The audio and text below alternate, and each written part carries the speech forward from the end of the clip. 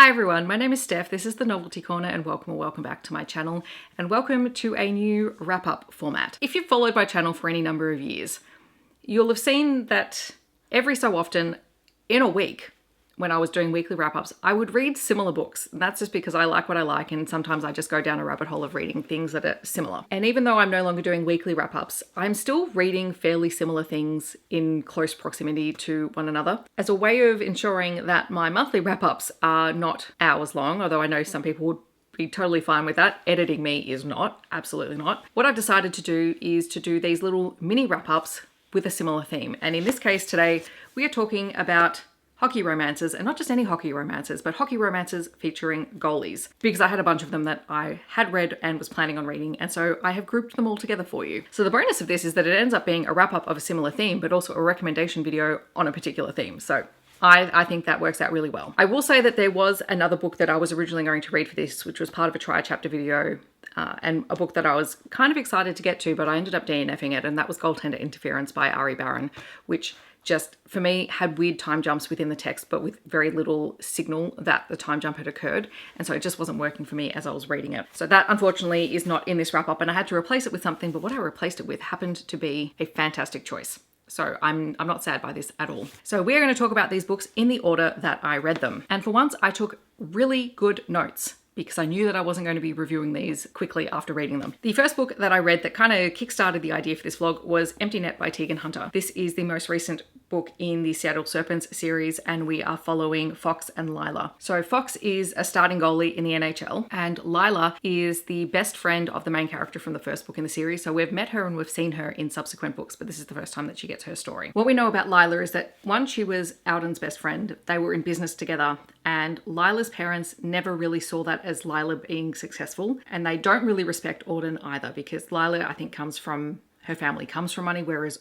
Alden made her money. And they saw Lila as being a glorified secretary, which she was not. She was helping Alden run this massive hotel empire. Now, Fox is an absolute golden retriever of a character. They end up seeing each other at a New Year's Eve party, and Lila is trying to get her parents off her back about dating and finding a partner, and they're trying to set her up on dates and things like that. And he offers to fake date her in order to get her parents off her back, because he's just a really lovely guy. He also likes her, but generally just wants her to not feel like she has to defend herself to her parents. It's a really lovely, very sweet friends to lovers story. Like, it is utterly delightful. This book also has one of my favorite things in books. It happened in role playing and it happened in this book. Fox and Lila go to a restaurant with her parents and they are just laying into her, and he loses it. He tells them off in the restaurant. He doesn't care that there's an audience. He stands up for her. He tells them that she is an incredible person, and she is just like taken aback that someone would defend her in public to her parents without being asked to do it. It is my favorite thing ever to see in a book, just like in role playing where Maggie jumps across the table and is ready to throw hands at the other family. Like, I love that so much. He literally will do anything for her. And so this fake thing becomes real, and it's the best. Like, I loved it. I think this is my favorite book so far in this Seattle Serpents series. I really, really loved it. Then I read Mr. Swoony by Rayne, which I think is my first Rayne book. I was trying to figure out whether I'd read her or not, but I do actually own a couple of other ebooks, but this was the first one that I'd read. And this is Connor and Eloise's story. Connor is a goalie in Chicago, and he meets Eloise at her bachelorette party, and they hit it off. They have a really great conversation. Eloise is kind of second guessing her decision to marry her fiance at this point, but nothing happens between the two of them. And she's also loosely connected to someone on the team. I think she's a friend of one of the girlfriends of one of the players. On Eloise's wedding day, she's getting ready to basically just leave. She's in her dress, she's had her makeup done, and she's like, I cannot go through with this. And then she feels like she has to, and she starts walking down the aisle, and then Connor objects at the wedding, which is a bit of a misguided thing on his part, and she points that out to him, like, we don't know each other.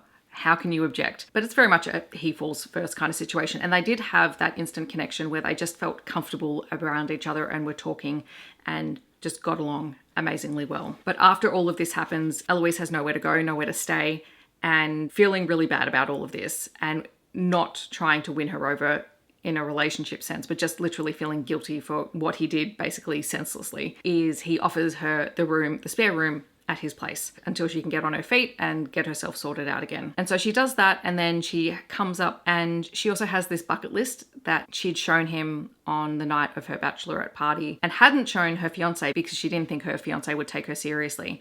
So Connor offers to help her fill out some of the things on the bucket list, and that involves day trips and things like that. And it was so fun and sweet. Connor is just that character who is really lovable, really adorable, but occasionally says some really stupid things and needs his friends to call him on it, and learns from the experience. So I can appreciate a character who does that. One thing I probably didn't love about the book is that Connor has an ex-girlfriend who has become a stalker, and that's kind of the third act conflict kind of plot thing. Like it felt a little bit shoehorned in. You probably didn't need that, but it also didn't take away from the main story. Then I read Shots on Net by JJ Mulder. This is a college hockey romance. It's also a queer romance. We have Carter and Zeke. Carter comes from money, and he is also a goalie, and he wants to play professionally, but his parents, or his dad in particular, has got it into his head that after college, Carter is going to come and work for him. Like that's the plan. Hockey is not a long-term thing because he's going to come and help run the family business. Zeke, on the other hand, is just a regular college student. He needs a place to stay. He ends up staying at Carter's house. Carter has this house. His parents bought it for him. He doesn't really need the rent, but he's got room, and he's like, you know what, let's have some company. And so Zeke moves in with him. They come from very separate worlds. Zeke's family does not have money. His parents died when he was quite young. He was raised by his grandmother who lived in a trailer park, and finding this place to stay with very low rent or low financial output for him was like a godsend.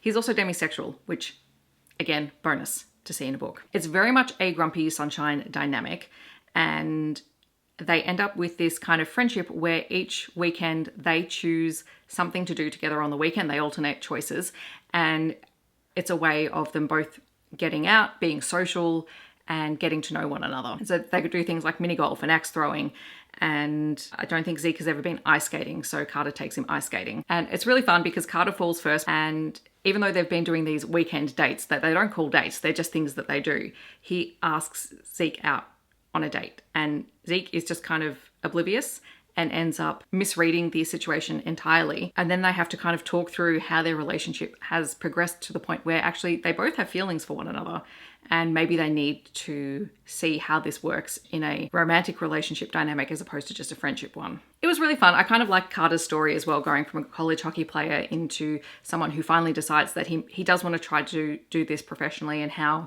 he confronts his parents about this, and how he tries to let them know that that's what he wants to do, as well as sort of the bits and pieces where, he needs to get an agent and he needs to work out how to enter into the draft, etc. And he's got some really great people around him, particularly his coach, who really help him to succeed and to understand how that works. All right, then I read The Last Guy on Earth by Sarina Bowen. This is another queer hockey romance, this time between Jethro and Clay. One who is a veteran goalie, the other who is the youngest head coach of a professional hockey team in the league. They both came up through the ranks as players when they were in their early 20s. They were teammates and roommates, and they were in a relationship, but they didn't call it that because they were young kids who have absolutely no communication skills. And then when one caught feelings and the other didn't reciprocate in the same way, they had a massive falling out. They ended up playing for separate teams. One was injured and went the coaching route, and the other went on to continue to play professionally. Jethro is traded to the team that Clay is coaching, and Jethro is also the guardian of his niece while his sister is in prison,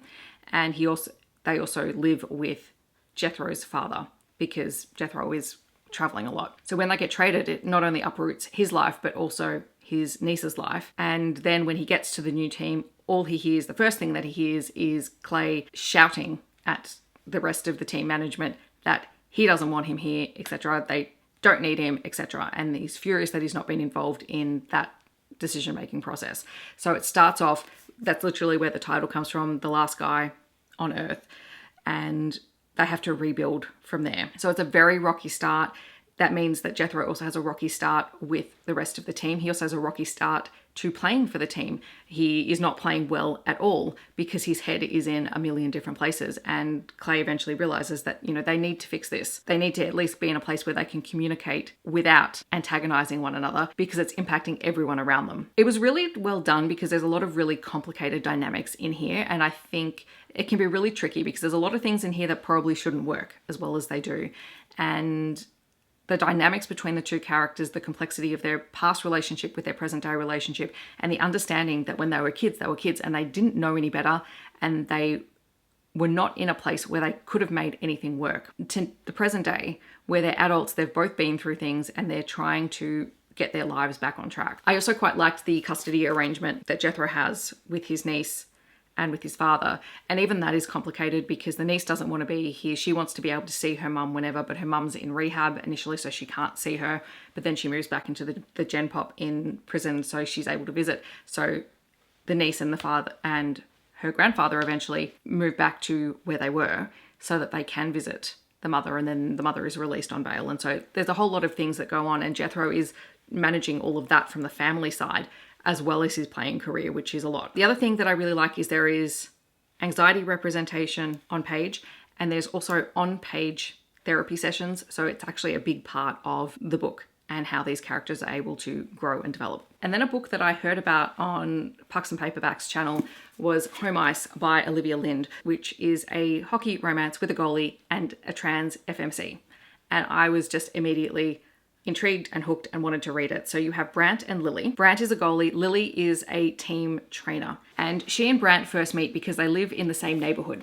And he sees her and is just immediately intrigued by her. But her father has just died. She's had to move back home. There's a stipulation in the will that she has to stay in the family home for a period of time or something like that. And she's also had to leave her best friend behind. So she's grumpy. She's not in a place where she really is interested in meeting anyone or getting into a relationship or anything like that. And then she goes to work and sees that he's one of the players on the team that she's working for. She's also previously worked for a professional baseball team, so that's her first time working with hockey players as well. The trans rep in here was wonderful. There not only is Lily trans, but her best friend is as well. And also there is a major side character, a young teen girl who is also trans, and the connection that Lily makes with her and the way that she becomes a big part of Lily and eventually Brant's little family group is utterly delightful. I also like that Brant just continually makes a fool of himself. And he's not afraid to pick himself off, to acknowledge his mistakes and to move on and to listen to what Lily is saying. It's very much a golden retriever black cat kind of situation, and it was so fun. There is a big side story about Lily being really invested in an LGBT house for teens that is in the city, and how she connects with the person who runs that. That's where she meets Chloe, and how she can best support them, and how she eventually gets Brant and the rest of the team in to make sure that this is a safe space and that it has funding and it can remain open for kids who really need a place to stay when their families are not able to provide the love, the care, the support that they need at that point in their lives. The team dynamics, the team is incredibly accepting of Brant and Lily's relationship as well. I do want a content warning in this one in particular. There's obviously the death of a parent that's mentioned. There's also transphobic comments that are made, transphobia on page. Lily has attempted suicide in the past, and there is a scene towards the end of the book where one of the teams that they're playing begin to make really vulgar comments to Brant about Lily. Lily hasn't come out to the team. She didn't even want to come out to Brant because she thought and there's a scene where she basically says, when I tell you, you're not going to want to know me anymore. And he's like, actually, no. You tell me what you need from this relationship. That's how this works. But her ex-boyfriend holds her transness over her, and he's been working with this other team. And so he has outed her to them without her consent. And so they're making comments to Brant, and he loses it. And as soon as the rest of the team find out, they also lose it. Like, just seeing characters stand up for one another. And also Lily has a scene where she stands up for herself in a really clear, articulate and fierce way that earns the respect of a lot of people, and basically forces people to look at the people who outed her and go, actually, you know what? That behavior is not acceptable. So I really appreciated seeing that rep, because aside from the fact that we do have those transphobic comments and the transphobia on page, the support and the love that Lily has around her, I think even takes her aback initially, which we love to see that positive rep. So this was great. And that, my friends, is the last 5 hockey romances featuring goalies. I'm not quite sure what the next last 5 wrap up will be. It'll probably just kind of depend on what it is that I'm reading. It could be anything. Feel free to leave suggestions down below. I mean, it'll just be whatever I read, but I can always keep things in mind as I'm reading and grouping them together. I'd also love to know, do you like this format? Is it even worth continuing? I mean, I probably will, just because it makes my monthly wrap ups easier, but I mean, if you enjoyed it, I mean, that's also a good thing, because we want these videos to be interesting and engaging for you. In the comments, I'd love to know, 1, shall I continue this format? 2, have you read any of these books? Feel free to talk to me about them down below, or let me know if you're planning on picking any of them up. Otherwise, feel free to leave any kind of hockey emoji to let me know that you're here. I hope that wherever you are in the world, you're staying safe and healthy, and I will see you in my next video. Thanks so much for watching. Bye, everyone.